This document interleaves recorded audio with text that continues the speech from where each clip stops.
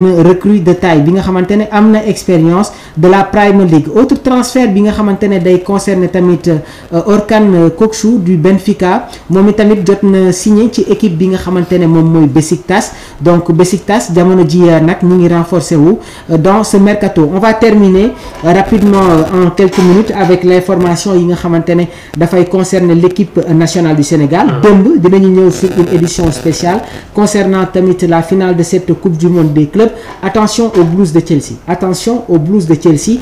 Jibi démb ci benn partie maa ngi doon wax ne que Pape Thiaw commencé na préparer sa liste ci match yi nga xamante ne suñu gaynde yi war nañ ko football ak équipe bi nga xamante ne moom mooy Soudan ak la RDC. Déjà les internautes sont très actifs dans les commentaires ñi ngi indi ay messages ñi ngi indi ay yenn propositions sànq am na ku laaj sur les nationaux ki nga xamante ne moom mooy Malick Thiaw waaye tamit am na beneen joueur bu nekk ci équipe bii di Lens muy kan muy Andy Diouf on n'en parle pas. Nan ngay jàngatee tamit voilà cette préparation de la liste waaye tamit est-ce que yaa ngi xaaral ni de nouveaux joueurs ñu ñëw intégrer la tanière. waaw Andy Diouf heure yi waroon na fekk mu nekk international sénégalais. mu fekk ñuy décliné wul woon. d'accord proposition bi am te ne defoon nañ ko def na pratiquement moins 2 ans quand même.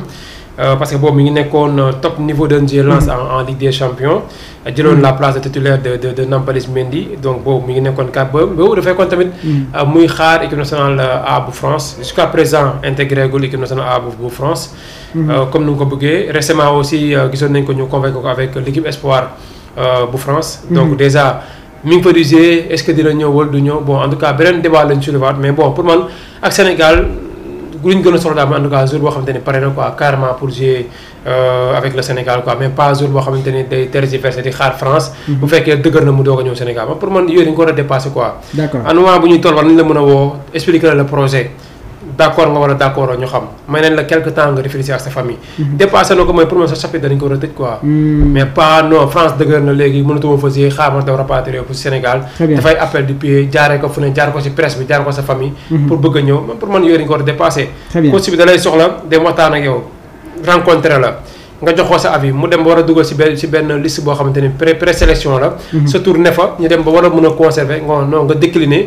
ne daa am lay xaar wala pare goo wala nangam pour man yooyu dañu ko war a dépasser quoi. très bien alors yan nouveauté ngay xaaral ni dans la tanière sur la liste de Pape Thiaw. nouveauté il va être dans la continuité wala. bon man pour man moom bu fekkee ni diggante bi gis na benn jour boo xamante ni vraiment il mérite une convocation pour man dañu ko war a woo parce que liste Sénégal du tëju jamais. joueurs yi lu ñu bëri mu nga jàpp ne bëri nañ baax na mais ba léegi tam du doy en défense aussi pour man benn Malick Thiaw. pour man c'est le moment pour mu ñëw. c'est le moment pour mu ñëw. est-ce que Malick Thiaw nekkul di xaar la Mannschaft. est-ce que nekkul di xool la situation de certains cadres de cette équipe. loolu tamit parce que sànq da nga def analyse bu am solo trop. c'est-à-dire am na ay yenn joueurs yoo xamante ne nañu teel a jël seen décision. mais li ñuy constater mooy dañuy traîner ba keneen ñëwaat intégrer équipe bi. y a aussi le jeune défenseur de Chelsea Mamadou Sarr. moom tamit on n'en parle pas. mais nooy jàngatee tamit yile mbir. même Sarr aussi sax dernière sélection yi France petite catégorie. bu convoqué woon nañ ko bokkoon na ci groupe bi. Fils de Pape Sarr l'ancien international sénégalais militaire et l'ancien Lensois aussi en tout cas ñoom ñaar xaw nañ am similitude quoi ci wàllum profil ñoom ñaar Malick Thiaw ak Mamadou Sarr. même bu fekkee ni en termes d'expérience Malick Thiaw moom moo sut même pour man arrivé Malick Thiaw lañ war a gën a mën a négocier même fekkee aussi tam ni nga wax tam dëgg la parce que Malick Thiaw à un moment donné aussi tam dafa mel ni comme si que équipe nationale Allemagne lay gën a xaar benn moment Rudiger amoon na absence bokkul. exactement ñu yaakaaroon ne dañuy woo Malick Thiaw mais fa lañ ko mujjee bàyyi dem woo beneen ci défenseur. exactement central boo xamante ni il évoluait donc dans la Bundesliga. plus précisément à l'Eintracht Francfort. muy Koch nekk un défenseur passé par le championnat anglais Leeds. waaye tamit gis nañu l'intégration du défenseur du BVB Dortmund muy Anton donc il y a la concurrence dans cette défense de l'Allemagne mu nekk tamit ponk bi nga xamante ne dinañ ko eggali demain inch'Allah à partir de 11h donc di ngeen am ñaari plateau pour le week-end à 11h dinaa fi ñëw ñu continuer suñu actualité à 12h30 tamit Djibignan dina ñëw àggali tamit actualité bi ak Diouf ça a été un réel plaisir lu ñu joxoon ci ay waxtu daanaka jeex na donc on est obligé de s'arrêter là.